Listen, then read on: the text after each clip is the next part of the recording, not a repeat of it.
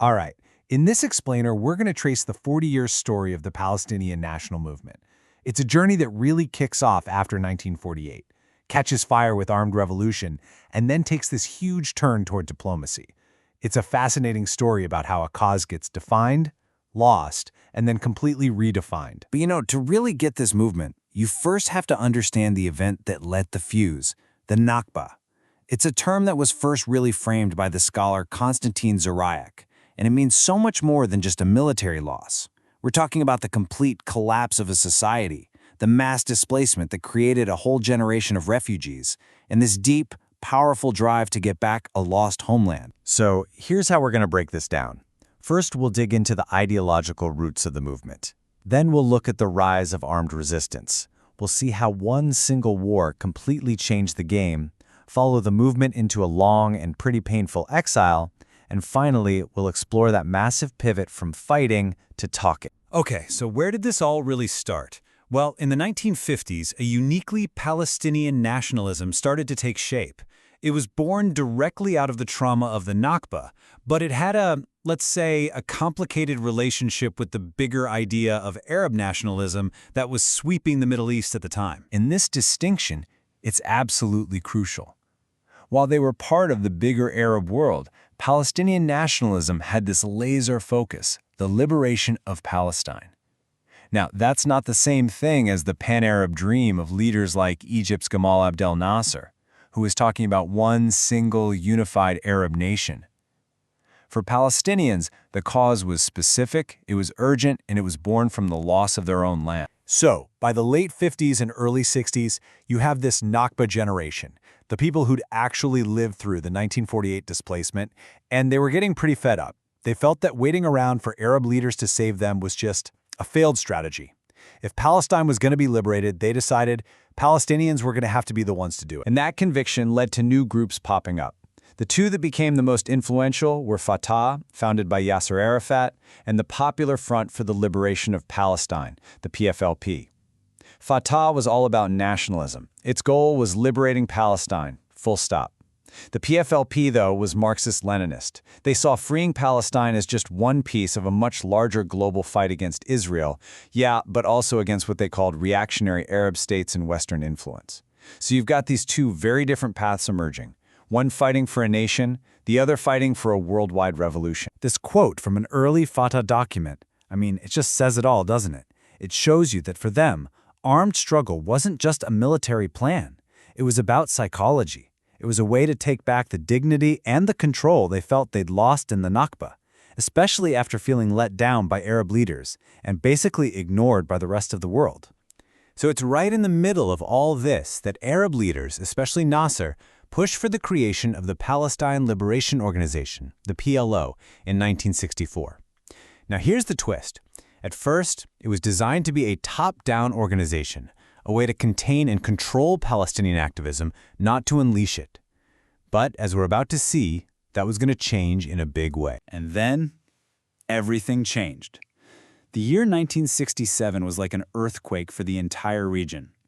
One very short, very brutal war would completely discredit the old guard of Arab leaders and give power to the exact revolutionary groups they were trying to control. In June of 1967, the armies of Egypt, Syria, and Jordan gathered against Israel, promising this big, decisive victory. The whole world was watching, expecting a long, drawn-out war. And then, just like that, it was over. In 6 days. The result was a jaw-dropping Israeli victory and a second devastating wave of displacement. Israel took control of the West Bank, Gaza, and East Jerusalem, which meant the entire Palestinian population was now under its rule. This new catastrophe created another 300,000 refugees. Just think about that for a second. For many of them, this was the second time in their lives they'd been forced to leave home. Palestinians called this the Nakba, or the setback, and the sheer scale of the defeat just shattered the whole myth of pan-Arab military strength. Suddenly, all that faith in leaders like Nasser, it just vanished. And into that massive power vacuum stepped the independent Palestinian guerrilla groups. They looked like the only credible force left standing. Their big moment came less than a year later. In March 1968, Israeli forces rolled into the Jordanian town of Karameh, which was a major base for Palestinian fighters. The Israelis expected them to just scatter and run, but that is not what happened. Fatah fighters, along with the Jordanian army, dug in, fought back hard, and actually forced an Israeli withdrawal. Now look, on a military map, maybe this was a small engagement, but symbolically, wow, it was like a lightning bolt. After the total humiliation of the Nakba, Karameh became this legend, a David versus Goliath story that spread like wildfire through the refugee camps. The impact was instant. In the months that followed, tens of thousands of young Palestinians, totally fired up by this news, rushed to join Fatah and the other groups. So, riding this huge wave of popularity, Yasser Arafat's Fatah basically takes over the PLO. And the first thing they do is rewrite its charter, transforming it from this managed political body into a revolutionary organization. As the new Article 9 declared, armed struggle wasn't just a way, it was the only way. So now the PLO has a ton of new recruits and a clear revolutionary mission. But here's the problem. When you're an armed group acting like a state inside another sovereign country, well, that creates friction. And that growing power would soon put the PLO on a collision course with the very Arab nations hosting it, starting a long and difficult period of exile. What you see next is this forced migration across the Middle East. First, they set up shop in Jordan, but the king there saw their power as a threat. That tension explodes in 1970, and they're forced to move to Beirut.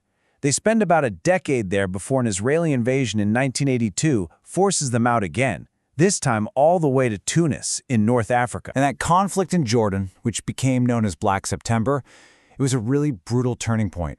The flashpoint was a series of pretty bold airplane hijackings by the PFLP. After that, Jordan's King Hussein ordered his army to crush the PLO's presence in his country.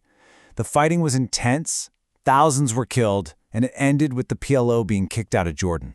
It was a huge blow. In Lebanon, the PLO rebuilt and created this powerful state within a state.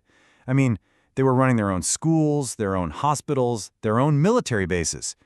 But their presence totally upended Lebanon's delicate political balance, and they got sucked right into the country's horrible civil war in 1975. This whole chapter ends in 1982, when Israel invades Lebanon, specifically to destroy the PLO, forcing their evacuation and leading to the infamous Sabra and Shatila massacre. Okay, so now they're in Tunisia. Think about that. They're hundreds of miles from Palestine. The PLO is at its absolute lowest point. Their military options are basically gone. Their bases have been destroyed. And this incredibly harsh new reality forces them into a radical rethink of their entire strategy, leading to one of the biggest pivots in modern history. In November of 1988, in Algiers, the PLO's parliament in exile makes this historic declaration. They officially accept key UN resolutions they had always rejected, ones that call for peace and secure borders. They acknowledge the 1947 UN partition plan, which implicitly recognizes Israel's right to exist. They renounce terrorism, and, most importantly, they officially declare that their goal is now a Palestinian state in the West Bank and Gaza, living alongside Israel. Now, let's just be super clear about what a huge deal this was. It was a massive, massive compromise. The PLO was walking away from its founding goal, liberating all of historical Palestine. And in its place, it was accepting the idea of a state on just 23% of that land, all in the hope that it would finally open a path to sovereignty and peace. This pivot from revolution to diplomacy completely changed the game. It's what opened the door for the Oslo Accords just a few years later. But it also created this deep ideological split in the movement. By embracing a two-state solution, the PLO left a vacuum, a space for those who absolutely refused to compromise. And it's a vacuum that new groups, like Hamas, were more than ready to fill. And that leaves us with one last big question to think about. What did this historic trade-off truly mean for the future of the Palestinian national cause?